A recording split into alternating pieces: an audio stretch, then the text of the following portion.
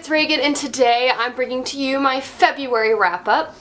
Now, in the month of February, I completed a total of 6 things, which kind of breaks down to 3 novels, 2 graphic novels, and 1 short story. So let's go ahead and get started. The very first novel I completed in the month of February was Gathering Darkness by Morgan Rhodes. Now, this is the 3rd book to the Fallen Kingdoms fantasy series, which is, as I'm sure many of you have known, because I've talked about this, I feel like, a lot. The Fallen Kingdoms series is going to be a 6-book young adult fantasy series following 4 different perspectives of very different individuals in a fantasy realm. Now, it is very hard to give a complete synopsis of this book because it is so character driven, especially in the first book, because kind of all of their lives begin to intertwine and it kind of changes the fate of the story. However, I will say, just focusing on the 3rd book, I really enjoyed this installment. I think it's my favorite one so far, so I think it's safe to say each book gets a little bit better each time. It is definitely not my favorite young adult fantasy series out there, but it's definitely a strong contender. I feel like this is solid young adult high fantasy. The books themselves read so quickly, so if you're looking for fast-paced fantasy, totally pick this up. Don't expect genius plot turns, because I will say there are some moments in this book specifically where I was like, who didn't see that coming? Because you should have, people. But overall, these books are really great. I gave this one, I believe, a 4.5 or a 4 stars out of 5 on Goodreads. The next book I read this month was The Miniaturist by Jessie Burton. Now, this is a historical fiction novel set in 17th century Amsterdam, which for me, historically speaking, is a very interesting time.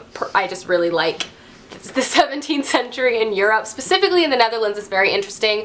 I won't give you a history lesson here, but it's just unique in the fact that it's Protestant, but it is a republic, a major manufacturing center, very powerful in terms of sea trade. It's just a unique place in 17th century. Anyway, so that's the setting of this book. So just going in, I already knew I was going to enjoy the historical aspect of this book, which I did. If you're not aware, this novel follows a young woman who has set an arranged marriage with an older, wealthier man. She comes from a poor family, so she needs money to help her family out and also just to improve her station. Now, this man is a little odd. He's one of the best traders in the city, and she moves in, and it's kind of a weird family situation. There seems to be a lot of secrets. The house is very dark and creepy, and one of the first gifts that her new husband gives her is a miniature of the house they live in. And as the story progresses, the miniature seems to almost be eerily reflecting her life, or perhaps her life is reflecting the miniature itself. As you can tell, kind of just based on the synopsis, this book has kind of a dark and eerie tone, which it totally does, and it is quite beautiful. The strongest element by far this book has is the writing style. It is just, seriously, it's just beautiful. It's captivating in some instances.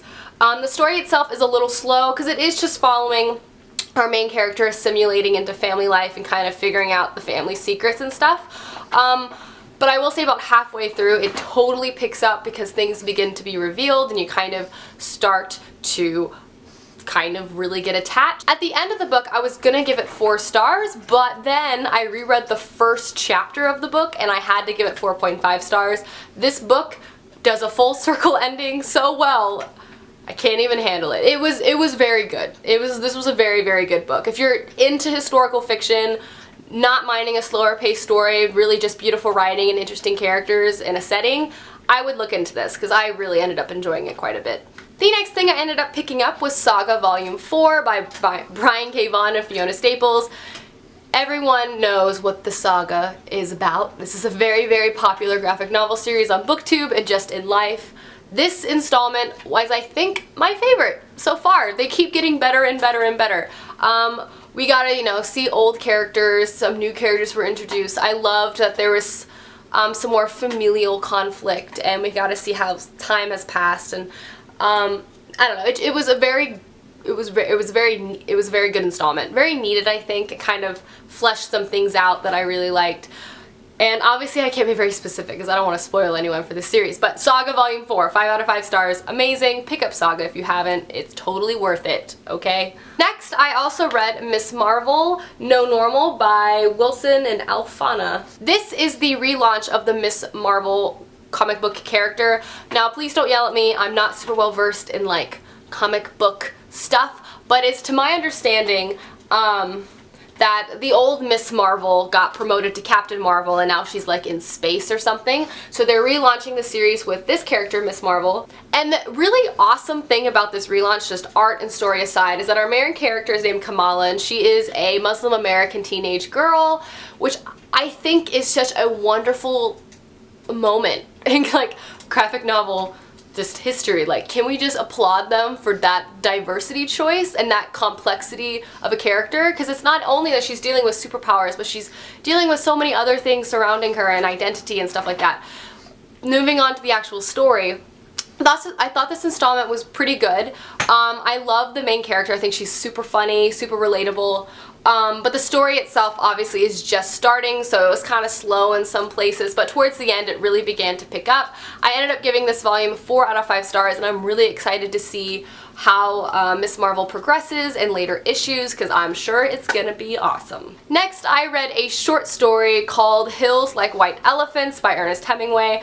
This is a really short story. It's like 3 pages long. I literally was just having a moment where I was like, I feel like reading some Ernest Hemingway. So I read this. I think this is one of his most famous short stories, and honestly, for it being 3 pages, I felt like it was really well developed and interesting, and you really got a feel for his writing style. Obviously, I've read a lot of Hemingway. He's one of my favorite authors of all time.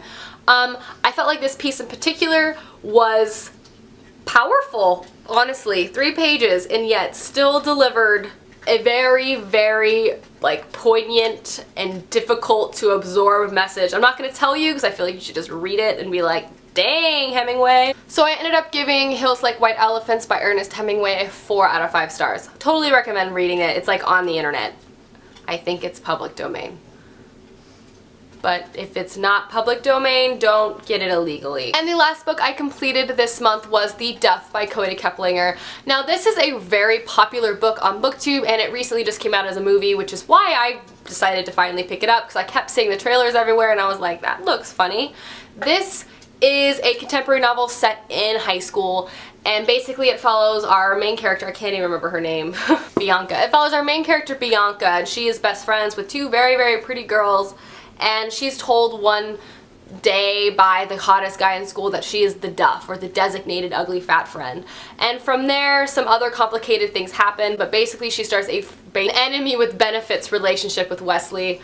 I thought this book was okay. Like, I liked the message that this book was overall trying to say. Like, everyone is a Duff to themselves, like everyone has issues that they're, you know, not wanting to deal with or stuff like that. Like, I thought that was a great message, but I honestly found the story to be kind of conventional, and I found myself not really caring.